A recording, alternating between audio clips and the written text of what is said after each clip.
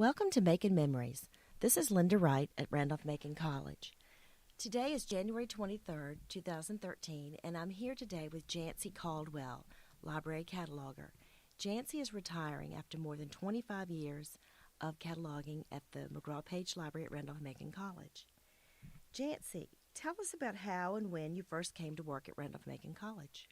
Well, I saw an advertisement in the Herald Progress, and it was an advertisement for 3 different positions. They were looking for a part-time interlibrary loan person. They were looking for a circulation library assistant and a library cataloger. And at the time, I was at Virginia Beach, and we were getting the Herald Progress at Virginia Beach, and I saw the ad, and we were moving back to Richmond, and I applied for the job. Did you apply for all of the jobs or just the cataloger job? I just applied for the cataloger job, and it was kind of interesting because Dan had me come in for an interview, and it was a building that was under construction. It was the old library. The main entrance was from Henry Street in the main stairwell, and he had a temporary office up right behind the back of the elevators, and he had me go up, and he was very proud and was showing off his building that he was having under construction, and was showing that there was a new addition to the library being built, and he gave me the interview, and then I got to see Louise Richards and Flavie Owens. Flavie Owens had a room up in the second floor stacks in one of the carols, and she seemed to know some of my husband's family, so that was kind of a cute little interview with her. And Flavia was the former library director, and so she at that time was working part-time in the library, or after she had retired? She was working full-time, but she had stepped down to be the acquisitions librarian. She had decided she didn't want to do the actual building and take that on of the construction, so that's when they hired Dan Bedsole to do that and have the constructions of the new library. That was really interesting because circulation was in a small little room right now, I guess, where the children's collection is. Mm-hmm. And it was a teeny tiny room with about I guess 4 people. There was Louise Richards, Eleanor Wallace, Fran Grimes, and they were just hiring me, and we were all in one little room that was behind the temporary circulation area, and to the left of that was reference. So it was a very small, teeny tiny area, and they were just building on the addition behind it. I had heard before I had come that there had been a beautiful open balcony where you could overlook, mm-hmm. and you had the newspapers, but I never saw that because the first floor was already completely done by then. So, mm-hmm. Mm-hmm. But it was a tiny staff. So when you first came, you were working in a construction zone, so it was noisy with a lot of building going on, or? They had these plastic sheets in the back wall where they had men coming in with hard hats, going back and forth through the building, so you never knew what to expect when you were working, and it was really rather interesting. I don't know.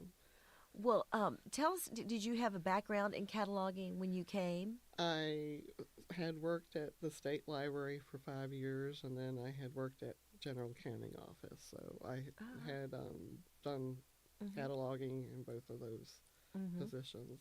So. And did you get a lot of on-site training to do things the way Randolph-Macon wanted them, or Louise Richards, did she train you? She did the training. It was, I remember coming the first day, and they said, here are some books. They had most of their collection in Dewey, and they had just made a decision to start doing LC, and she said, some basic rules and said just start cataloging. So that very first day I was cataloging my first truck of books. I thought, wow. And then they were Good. also, she wanted to learn how to do, I guess, there was something called the micro cat me, Mm-hmm. and it was a new program. And she gave me this manual, and she said, well, we want to determine how to run this overnight so that it can be, records could be produced Yes. at nighttime, which was a lower cost. So that was kind of fun.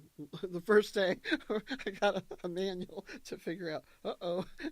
And I guess it was Fran Grimes and I sat and poured over that manual, and we finally, between the two of us, figured out how to have it run. We had a few times when it didn't run, and then we would find out that, oh, well, we need to do this step too. So it was about 3 trials or errors before we got So it that was an going. OCLC product, wasn't it? Right, That cat right. cat me that ran overnight. And Hmm. at that time, were you still producing card catalog cards? We were. It was a card catalog.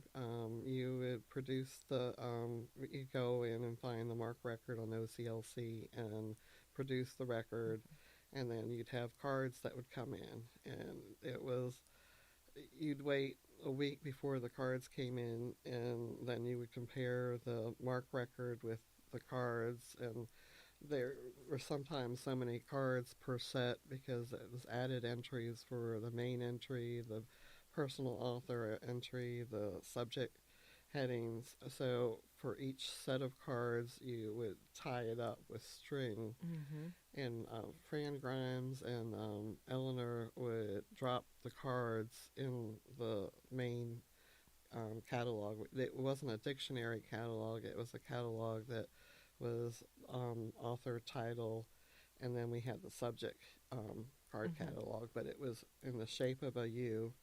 Mm-hmm. And Fran would drop the cards above the rod in the card catalog, and I would go behind and make sure that the filing was accurate and in the correct place. So it was a lot of filing cards.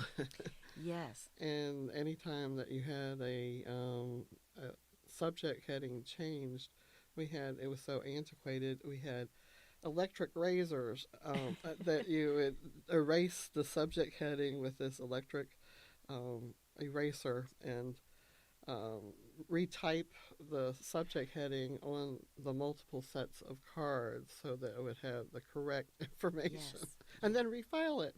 So it was a lot of tedious um, things Yes. to do.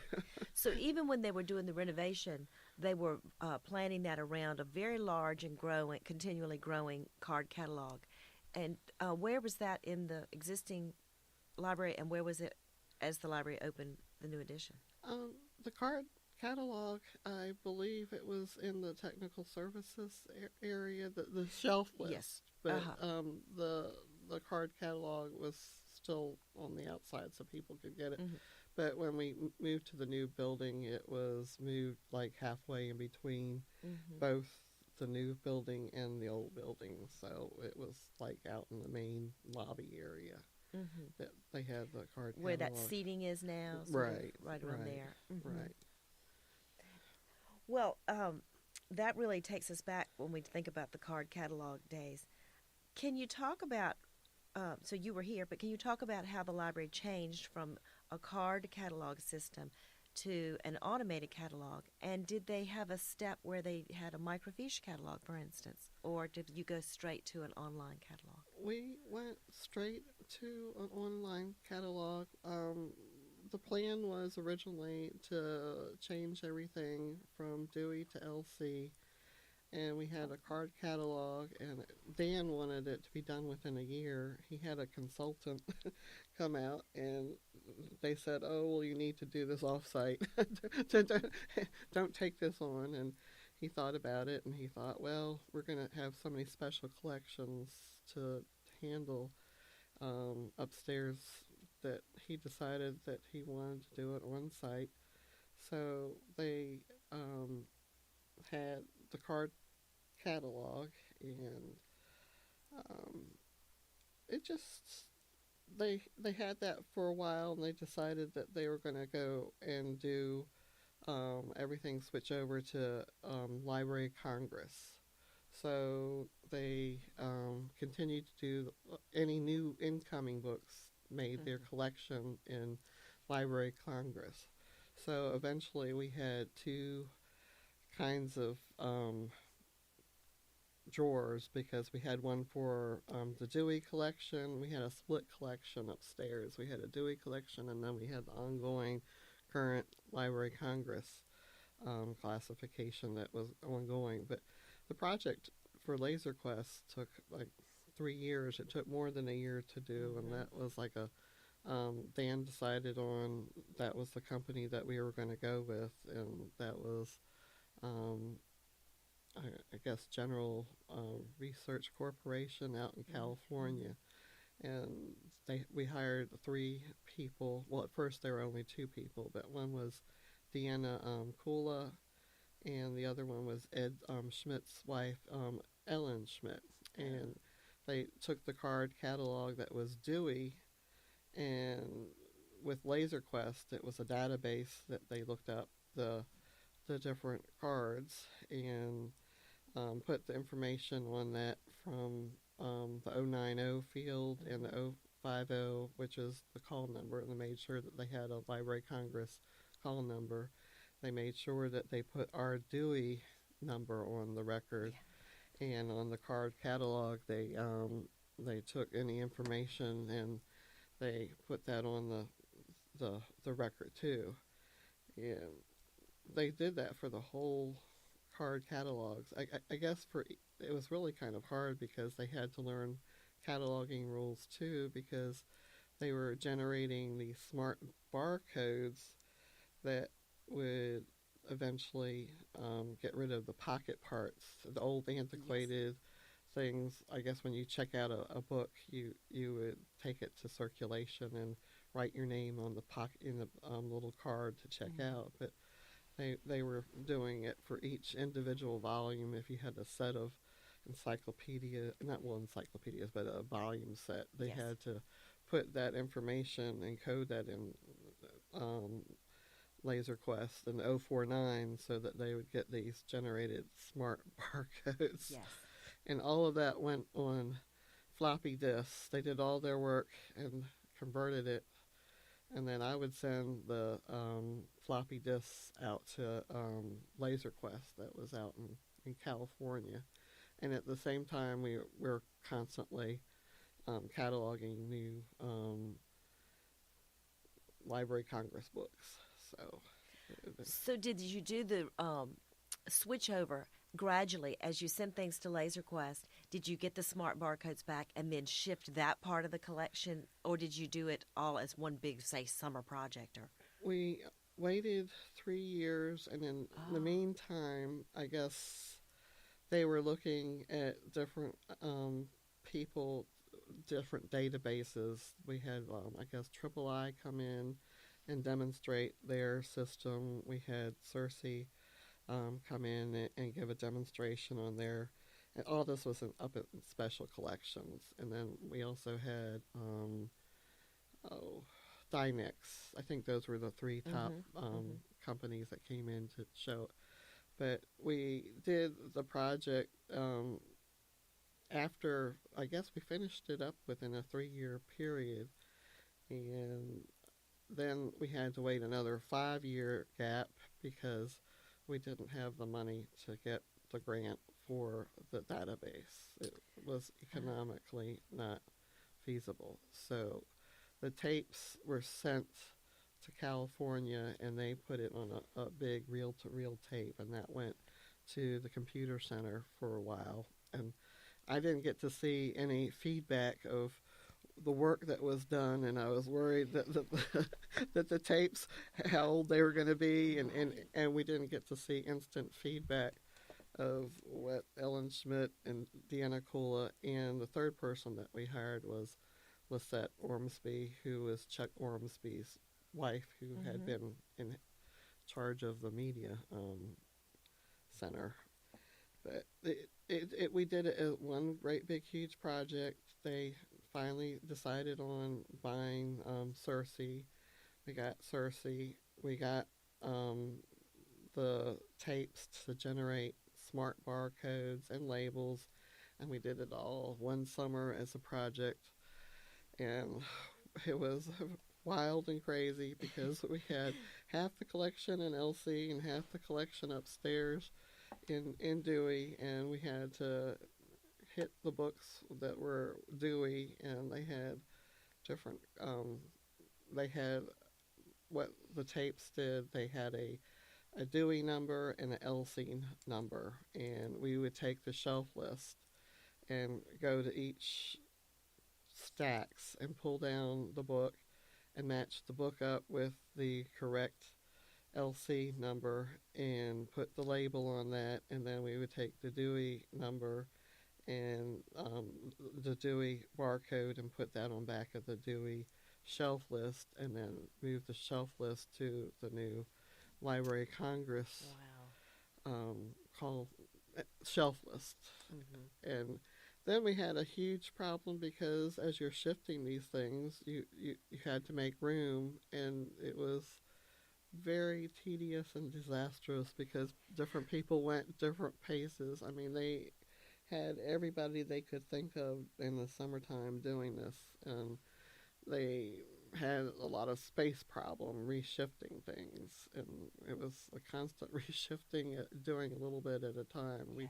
We did it, I think, in one summer. I guess it was '94 that we did the smart barcodes, and then of course, it was very interesting to hear about the time lapse, because you could see you would be anxious that all that work may not, if you didn't see the payoff, would it come through? Then when the things come back, there are always problems. I've been involved in a couple of those kind of projects, and then you have the things that don't match, or you can't find the book by that point, or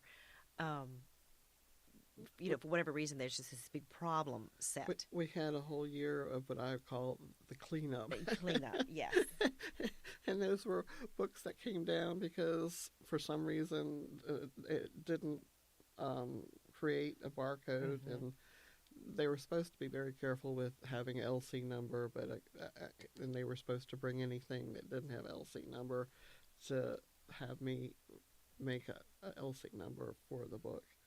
But there were so many other different problems that they came across while they were doing it. They had the old-fashioned cataloging rules where they just would type on the card saying, oh, well, even though this is another edition, we're just going to put it on this card too. So we had to do the splitting up of marked records so that it would go on the right book. And it was some very everything wasn't done perfectly. Right. Well, it's so much detail. Right. Well, was Louise Richards in charge of that project mostly? Was she supervising and laying out the procedures for that? She kind of stepped aside, and Dan asked me to do it. So I did it, and I came up with what should be done, and I supervised Lisette and Ellen and Deanna.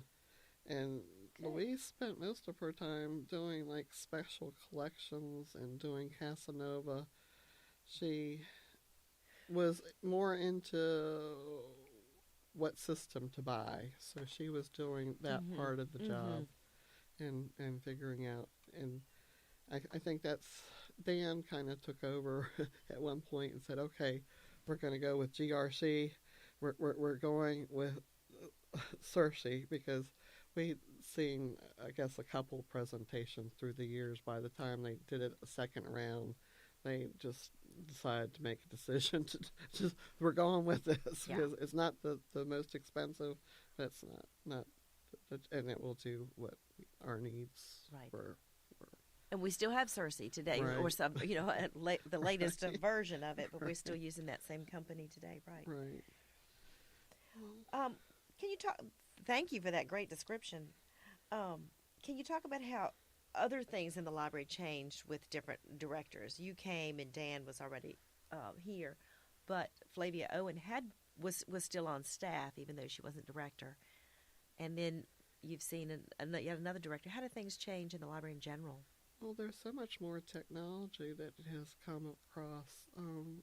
Like when we did get the new library, Flavia Owens was working in acquisitions, and when she did the ordering, there were about 5 people in technical services, and she didn't like using the computer.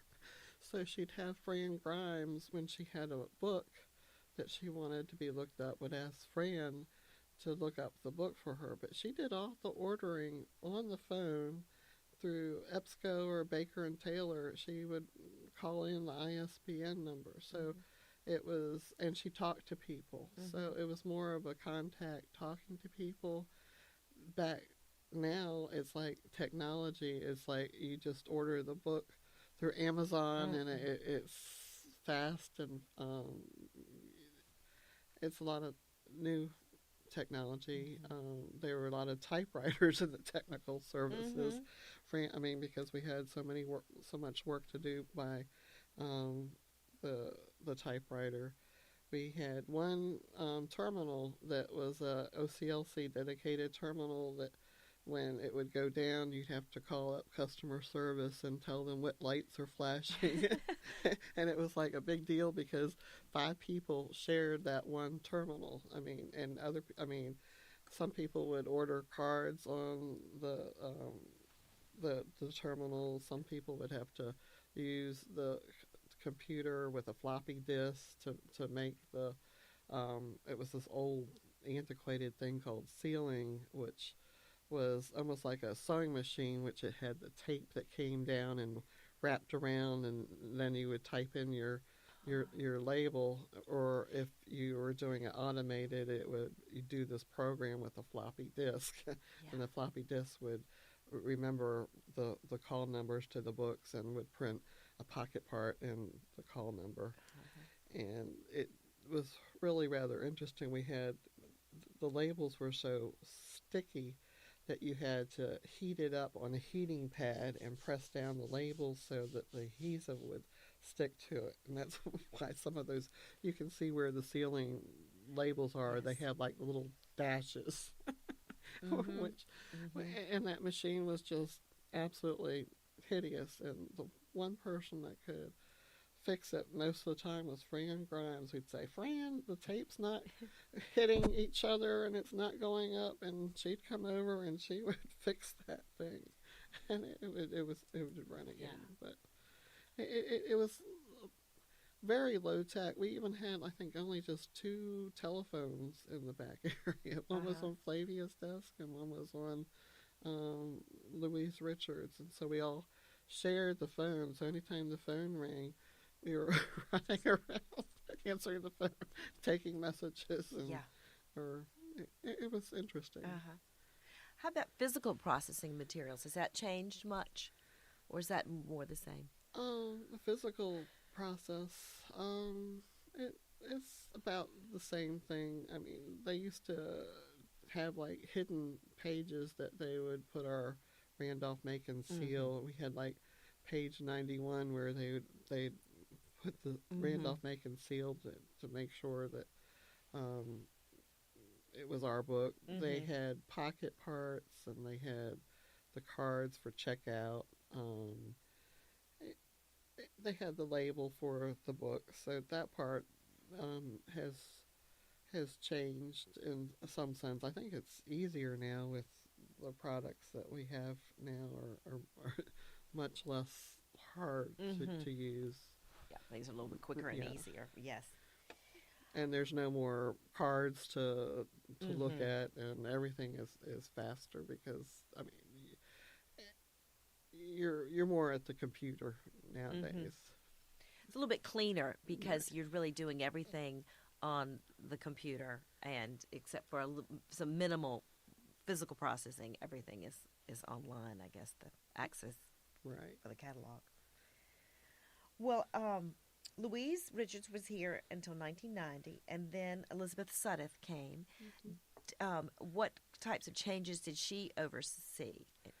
Well, Elizabeth Sudduth was here, I guess, after she actually helped oversee when we were doing the converting of the library shelf Mm-hmm. list upstairs, the actual physical putting the labels on. Mm-hmm. So she was there for that and the cleanup, and I guess she was there initially for the new Cersei computer. Uh-huh. So, oh, we had everybody got a computer on their desk too, Yeah. which like that was amazing. I don't know. We went Right. from typewriters to everyone having access to a computer, so we weren't sharing in a 7.5 hour day the same Yes. terminal. Yes.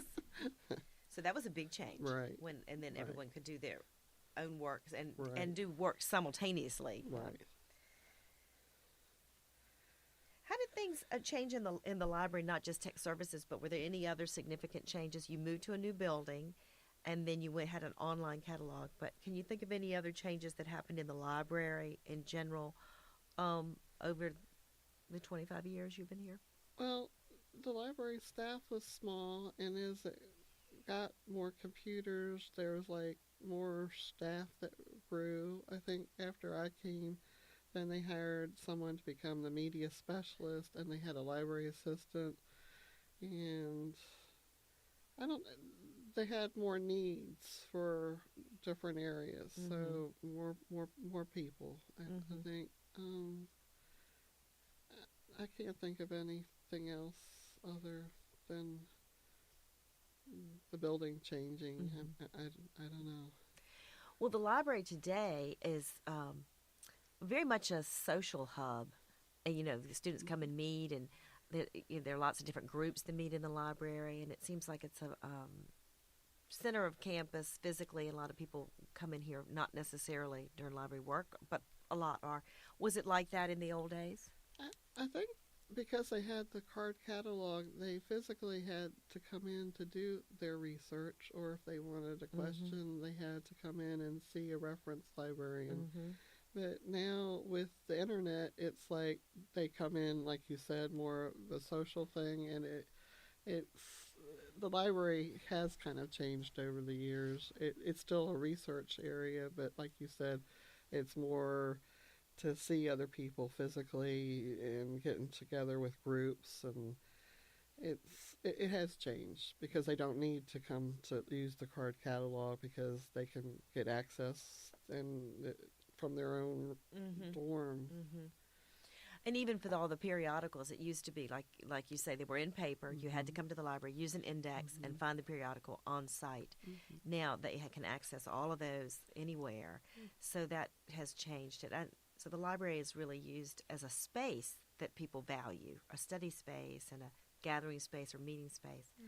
But its access is it is not confined just to the building anymore. So Right. that's a big change. Right. How about any changes in the life of the college or big events in the life of the college that you remember? Anything strike you? Well, it seems like they're getting more funding to for the buildings. They're Mm-hmm. doing more dorms and football fields, and they're turning they're making the Brock Center. I mean, that was a big deal too because they wanted a place for kids to be able to do sports. They seem to be growing and doing nice buildings. Mm-hmm. The things that I remember the most, though, are like some of the special events and the people that I've kind of been able to meet. Like they had Jim Lovell, one of the astronauts at Mm-hmm. Apollo 13, Mm-hmm. and they had him as a guest speaker over at Blackwell, and he was really interesting to Yeah. to hear his experience in Apollo 13. They had I um I can't think of her name. Oates, Joyce Joyce Carol Carol Oates. Oates, Uh-huh. come to an English class once, and Barkley over at the bookstore ordered a lot of books that she'd written. Yeah. We all went over there to the old bookstore, Yes. grabbed a book, and went to the class and had her sign it. And she Uh-huh. she was a really interesting kind of person to meet. And then for the library dedication, when it first opened, Flavia Owens had Tom Wolfe come as a guest speaker, Oh, wow. and he was kind of entertaining. Uh-huh. And I think he was asked that another year, and I thought, oh my goodness, his speech is about the same thing. I thought, oh, well, this is interesting. Oh, dear. Pulled out his Randolph-Macon speech, huh? Well, speaking of personalities, can you tell us a little bit about any particular things you remember about Flavia, who was the library director here for about 40 years, and then, as you mentioned, stayed on in a not as director, but continued to work in the library even a few years after that. Well, she was really a nice, sweet, genuine lady. I thought she just was. She knew a lot of people on campus, and they had a lot of people that would come by and stop by and see her. She did like to smoke cigarettes. She would go out, and Fran Grimes smoked cigarettes too. They'd like to go out in the back area and smoke every once in a while. And it would be interesting to hear Flavia when she'd get annoyed or something. I'd hear her say, "Flip," and it would be, and that was like her worst expression that she ever said. But That's nice. she liked it so much that she stayed here for a very long time, and was a very nice, sweet lady. And I'm so glad that they have a picture of her up in special collections. Yes, a lovely portrait, and I think she's the only only woman represented in an official college portrait on campus, at least that I'm aware of. So, and she was really very well respected, and I'm glad you had the chance to work with her. Well, as you think back on your 25 years, what's been your most satisfying experience at Randolph-Macon? Well, I guess being able to see something that I worked on and have the collection in Dewey be converted to Library of Congress, that was a good experience to be able to be here long enough to see it all the way through and see that it all came to fruition. I mean, that it all came about or whatever.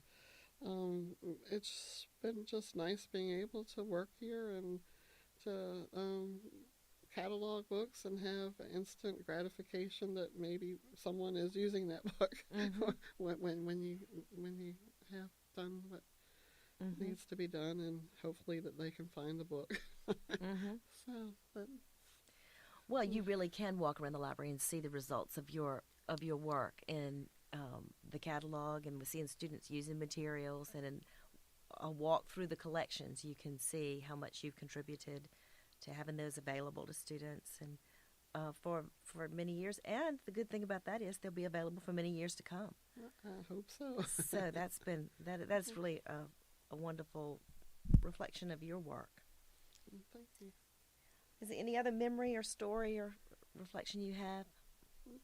No, I met a lot of people here, and they've been all really nice with all interesting backgrounds. And when I first came here, I thought Fran Grimes, that had been here 15 years, I thought, wow, that is a long time.